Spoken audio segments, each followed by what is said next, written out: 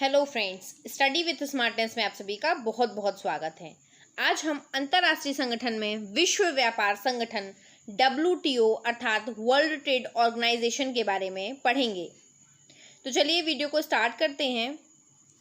यह एक अंतर्राष्ट्रीय संगठन है जो विश्व व्यापार के लिए नियम बनाता है।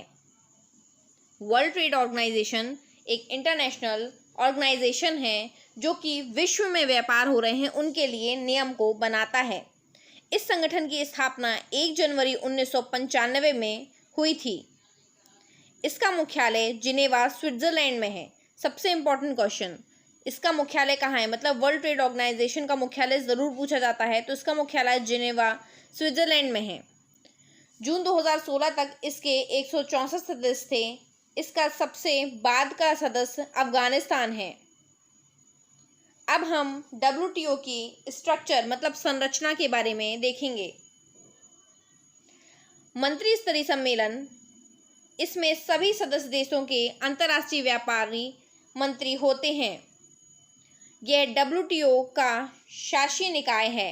यह संगठन की रणनीतिक दिशा तय करने और अपने अधिकार क्षेत्र के तहत समझौता पर सभी अंतिम निर्णय लेने के लिए जिम्मेदार होता है। हमारा जनरल काउंसलिंग। जनरल काउंसलिंग, इसमें सभी सदस्य देशों के वरिष्ठ प्रतिनिधि आमतौर पर राजदूत स्तर के होते हैं। यह WTO को रोजाना कारोबार और प्रबंधन की देखरेख के लिए जिम्मेदार होते हैं। व्यवहार में ज़्यादातर मामले के लिए यह WTO का फैसला करने वाले मुख्य अंग हैं। व्यापार नीति समीक्षा निकाय। व्यापार नीति समीक्षा निकाय, the trade policy review body, इसमें भी WTO के सभी सदस्य होते हैं और यह उरुग्वे राउंड के बाद बने व्यापार नीति समीक्षा तंत्र की देखरेख करता है। विवाद निपटान निकाय। विवाद निपटान निकाय, जिन देशों के बीच व्यापार संबंधी कोई भी विवाद होता है वे इसी निकाय के सामने अपील करके न्याय को मांग सकता है। यदि व्यापार से संबंधित कोई भी विवाद हुआ है तो इसी निकाय के सामने ये अपील करेगा और न्याय की मांग कर सकता है। इसमें भी WTO के सभी सदस्य होते हैं। यह सभी WTO समझौते के लिए विवाद समाधान की प्रक्रिया के कार्यान्वयन एवं प्रभावशीलता और WTO विवाद पर दिए गए फैसलों पर कार्यान्वयन की देखरेख करते हैं। इसलिए आप इतना समझ सकते हैं कि कोई भी WTO से रिलेटेड कोई भी प्रॉब्लम, मतलब व्यापार से संबंधित कोई भी दिक्कत है जो जिसमें आप न्याय चाहते हो, यहाँ पर आप अपील कर सकते हो विवाद निपटान निकाय में, तो आपको न्याय मिलेगा। नेक्स्ट है हमारा विश्व व्यापार संगठन की संरचनाकार और उद्देश्य। सबसे पहले हम देखेंगे विश्व व्यापार संगठन WTO सभी फैसले सर्वसम्मति से लिए जाते हैं। यहाँ के सभी फैसले सर्वसम्मति से लिए जाते हैं, लेकिन अमेरिका, यूरोपीय संघ और जापान जैसी प्रमुख आर्थिक शक्तियां अपने लाभ के लिए व्यापार नियमों को बनाने में WTO का उपयोग करने में सफल रही हैं। विकासशील देश अवसर गैर पारदर्शी प्रक्रियाओं और बड़ी शक्तियों द्वारा मजबूर किए जाने का शिकायत करते हैं। विश्व व्यापार संगठन के अब हम उद्देश्य देखेंगे। विश्व व्यापार संगठन, इसके समझौते लंबे और जटिल होते हैं क्योंकि इनका पाठ कानूनी होता है। ये भी एक तरीके से कानूनी ही किया जाता है, कानूनन तौर पर ही किया जाता है और ये गतिविधि की व्यापक रेंज को कवर करता है। लेकिन कई सरल मौलिक सिद्धांत भी इन सभी दस्तावेजों में होते हैं। ये सिद्धांत बहुपक्षीय व्यापार प्रणाली की नींव हैं।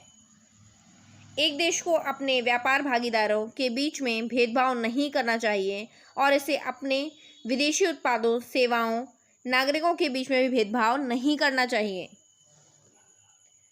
व्यापार को प्रोत्साहित करने में सबसे स्पष्ट तरीके में से एक है कि व्यापार बाधाओं को कम करें।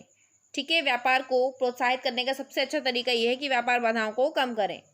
इन बाधाओं में शामिल है जैसे सीमा शुल्क हो गया, आयात प्रतिबंध या कोटा, एंटी डंपिंग शुल्क जो मात्रा को सुनिश्चित